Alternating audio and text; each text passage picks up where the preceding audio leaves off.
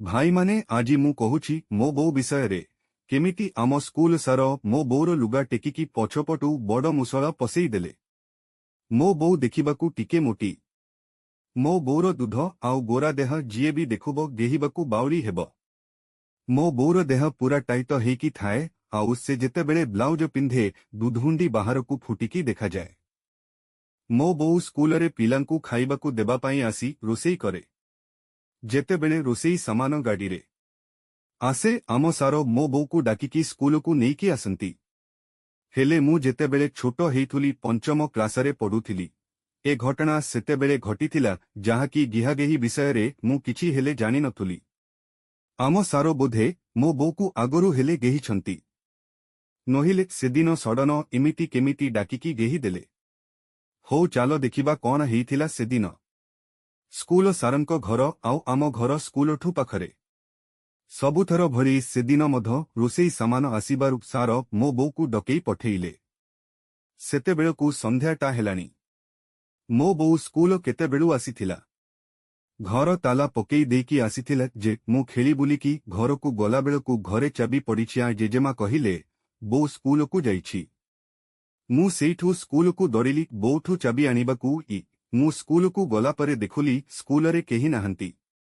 देखुली Lakshman सारंको bike थुआ हेइछि। मु सेइठू जो room खोलातला से रूमकू धीरे किना गली कारण मु सारंकू बहुत डरे।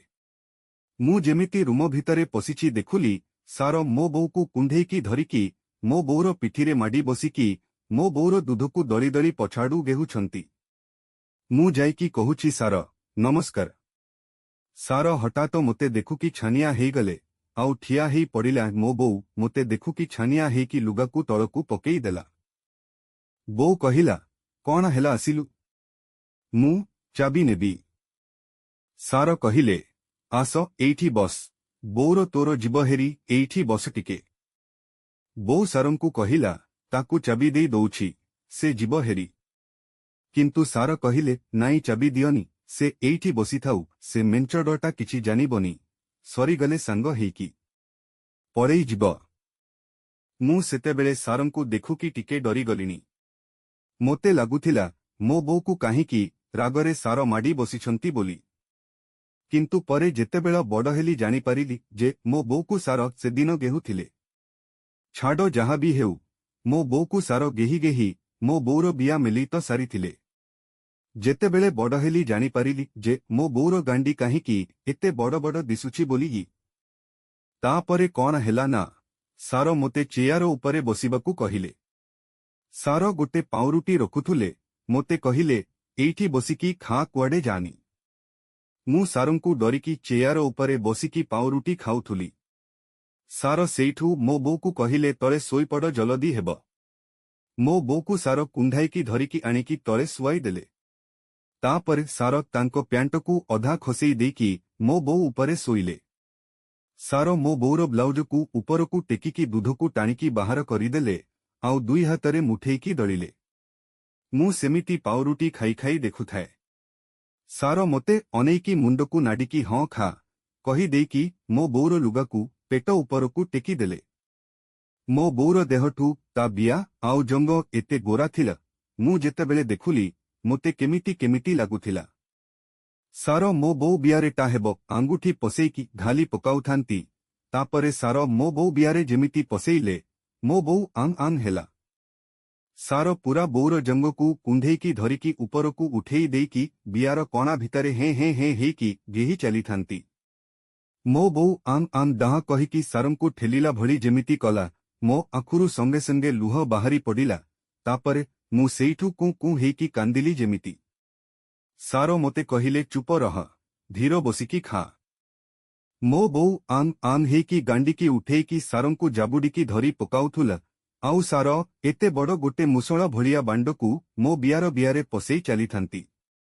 एमिति मिनित हेबो जोरे जोरे मो बोऊकू झांकी झांकी गेही चलिले। तापरे मो बोऊ पाटिरू आंग आंग कर कर जोरे कर एमिति साउंड आसिला।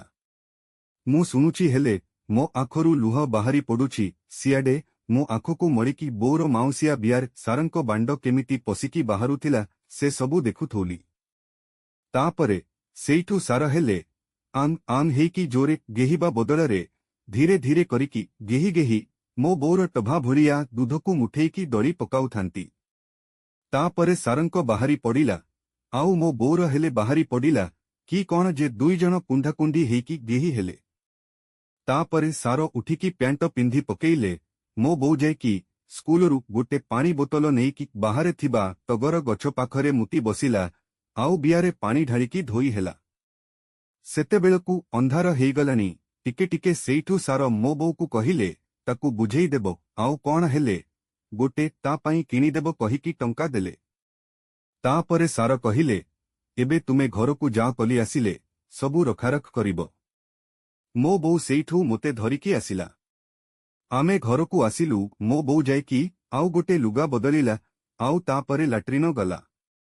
କେତେ ସମୟ ଯାଏ ଲାଟ୍ରିନରେ ରହିଲା, ତାପରେ ବାହାରିକି ଆସିକି ଆଉ ଗୋଟେ ଲୁଗା ବଦଳିଲା। ତାପରେ ବି ମୁଁ ଲକ୍ଷ୍ମଣ ସାରଙ୍କୁ କେତେଥର ଦେଖୁଛି ମୋ ବୋଉକୁ କୁଣ୍ଢାଇକି ଧରିକି କୋଳରେ ବସିବାର। ଲକ୍ଷ୍ମଣ ସାର ମୋ ବୋଉର ଲୁଗାକୁ ତଳପଟୁ ଟେକି ଦେଇକି ତାଙ୍କ ପ୍ୟାଣ୍ଟ ଖୋଲିକି ବାଣ୍ଡକୁ ବାହାର କରିକି ମୋ ବୋଉ ବିଆରେ ପସେଇ ଦେଇକି ମୋ ବୋଉକୁ କୋଳରେ ଧରିକି ଚେୟାର ଉପରେ ବସନ୍ତି ଆଉ ଚେୟାରକୁ ହଲାନ୍ତି। ଯଦି ଆପଣ ପ୍ରତିଦିନ ଏହି ପ୍ରକାରର କାହାଣୀ ଶୁଣିବାକୁ ପସନ୍ଦ କରନ୍ତି ତେବେ ଭିଡିଓକୁ ଲାଇକ୍ କରନ୍ତୁ ଏବଂ ଚ୍ୟାନେଲକୁ ସବସ୍କ୍ରାଇବ୍ କରନ୍ତୁ, ଯାହାଦ୍ୱାରା ଆପଣ ପ୍ରଥମେ ନୂଆ କାହାଣୀ ପାଇବେ।